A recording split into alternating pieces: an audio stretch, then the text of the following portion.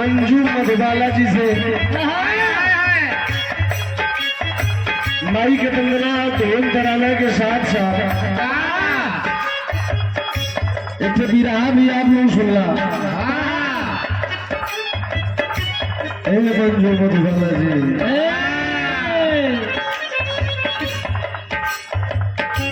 तहरा मोहब्बत में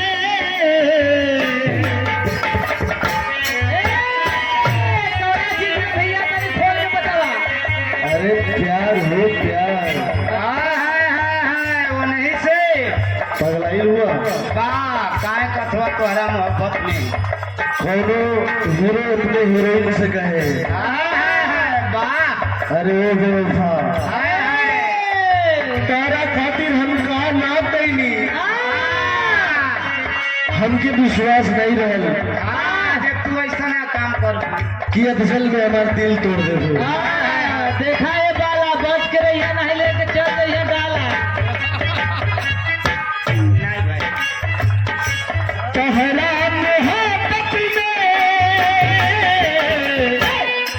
ई जिंदगी खराब हो गई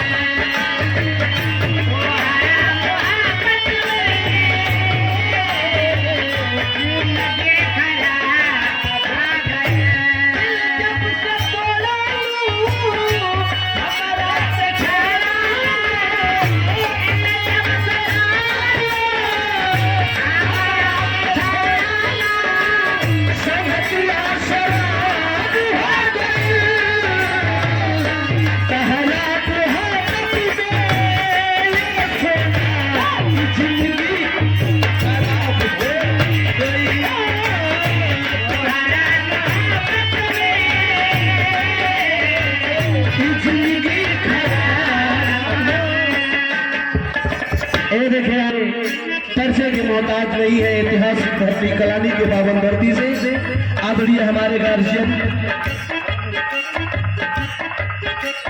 मुन्ना भास्कर प्रधान जी के कदमों द्वारा 500 रुपए का पुनः पुरस्कार आप जी के चरणों में कोट नमन हो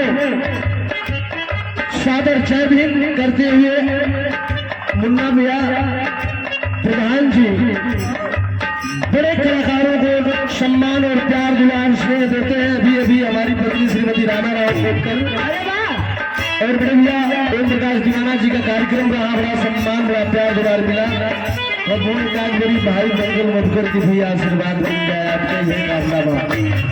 और साउंड के दुनिया में साउंड के बेताब बादशाह लश्कर राजा संतोष साउंड महरौर के पावन धरती से बड़ा ही स्नेह प्यार दुलार अपने माता पिता के इकलौता भाई है, लेकिन अगर अपन छोट भाई समझीला तो अपने संतोष के जेकर नाम है संतोष संतोष करा संतोषम परम सुखम बड़ी बिरला ऐसे ऐसे नाम होला। और हमारा अजीज मित्र हमारा छोट भाई नाता बड़ी गड़बड़ाई है। ऐसा ही करा भैया वो कैसा गड़बड़ा है ना ओके बताई ना। हाँ वो पर्दे में रहेगा। हाँ ओके पर्दा में रहेगा। महरौर के पावन धरती से ये हमरे रमेश भाई केवल 100 रुपए का अपना पुरस्कार शुभ आशीर्वाद आप सबके प्रणाम। कमेटी के भैया लोगों के भी प्रणाम। भोजन करा के कमेटी वाला भाई चला भाई काहे कार्ड पकड़ा खाली क्या बात है। विष्णु परियों से चमक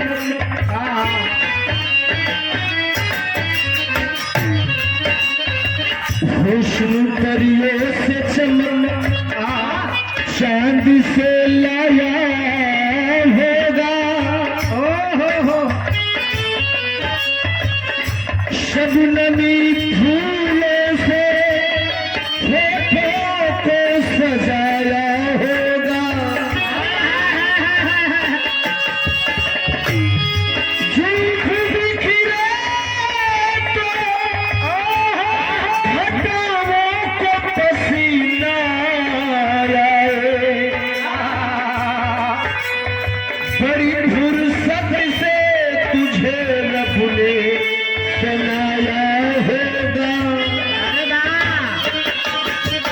याद में जब जब सोईले तन्हा तड़प के रोईले।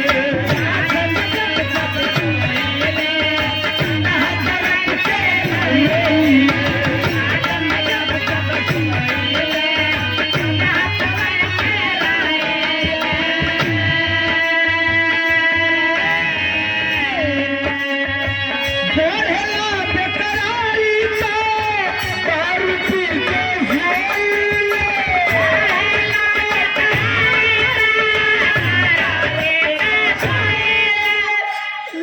दुनिया के तरह करूंगी ए मंजू वाला तो के निक लगा था कि ना। हाँ ठीक लगा था ना। हाँ, बस